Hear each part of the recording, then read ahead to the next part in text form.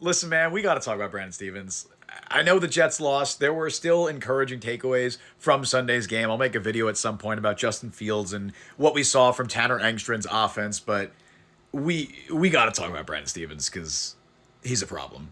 Now, the Jets signed Stevens to a 3-year, $36 million contract this offseason. Really is the first true heat check for this new regime. Stevens was one of the worst cornerbacks in football last year, allowed over 800 coverage yards, the second most among all cornerbacks in the NFL. He is the most targeted corner in football over the last 2 years. Despite that, he's the only player that the Jets gave a 3-year contract to outside of Justin Fields, the only player they gave a multi-year contract to.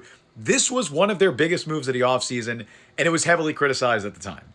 And there was talk that maybe Stevens had finally turned things around. He had supposedly had a very impressive summer. The one biggest issue in his game is an inability to get his head turned around. He is frequently in tight coverage, but he either fails to make a play on the ball or he gets grabby with the receiver. And unfortunately, in his debut against the Steelers on Sunday, we saw all of that.